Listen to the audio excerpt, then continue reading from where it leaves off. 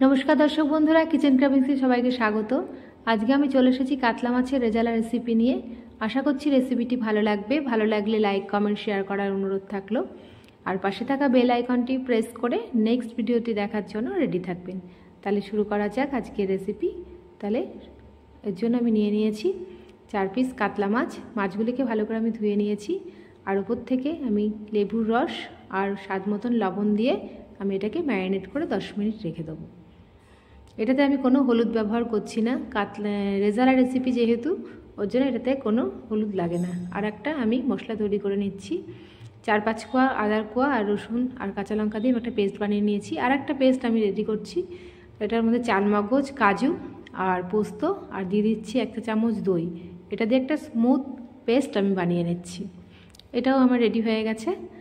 আর 3 নম্বর মশলা আমি রেডি করব। এর জন্য আমি ফ্রাই প্যান বসিয়ে দিয়েছি। ফ্রাই প্যানের মধ্যে আমি খানিকটা জল দিয়ে কোচানো যে পেঁয়াজটা নিয়েছিলাম সেগুলোকে আমি বয়েল করে দিচ্ছি। পেঁয়াজগুলোকে বয়েল করে নিলে পেস্টটা খুব স্মুথ হয়, খুব সুন্দর হয়, টেস্টও ভালো হয়। এর জন্য আমি এগুলোকে বয়েল করে নিয়েছি। এবার এটাকে প্লেটে আমি তুলে নিয়ে ঠান্ডা করে নিয়ে তারপরে আমি মিক্সিতে ব্লেন্ড করে নেব। আর এই ফ্রাই প্যানের মধ্যে আমি দিয়ে দিচ্ছি তেল। তেলটাকে আমি গরম করে নিয়ে মাছগুলোকে আমি আলতোভাবে দিয়ে আমি হালকা করে ভেজে নেব। মাছগুলো আমার এক পিঠ ভাজা হয়ে গেছে।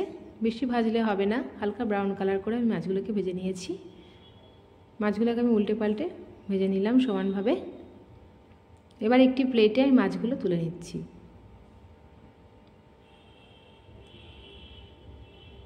এবার এই একই তেলের মধ্যে আমি দিয়ে দেবো গোটা গরম মশলা আর দিয়ে দিচ্ছি একটা তেজপাতা, 2টো শুকনো লঙ্কা আর গোটা জিরে। এটাকে ফোড়নে আমি 2 থেকে 3 সেকেন্ড আমি ফ্রাই করে নেব যতক্ষণ না একটা ফ্লেভার আসে সুন্দর।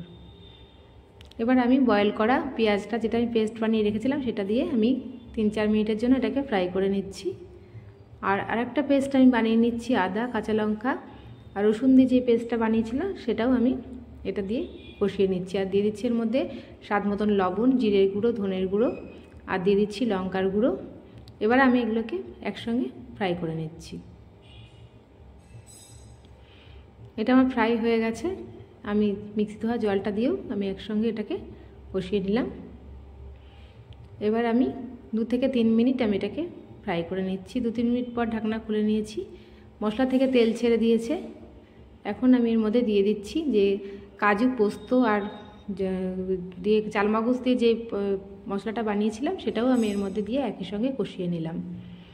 এখন মিক্সি ধোয়া জলটা দিয়ে আমি এর সঙ্গে একসঙ্গে মিশিয়ে দিলাম।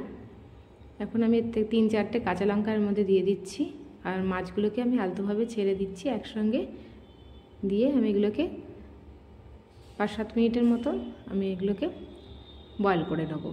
5-7 মিনিট পর ঢাকনাটি খুলে নিয়েছি। মাছগুলো আমার সেদ্ধ হয়ে গেছে, এর মধ্যে মশলাও ঢুকে গেছে, সুন্দর একটা ফ্লেভারও ছেড়েছে। আমি নুন মিষ্টি ঝালের জন্য আমি একটুখানি চিনি দিলাম, যেহেতু টক দই দিয়েছিলাম।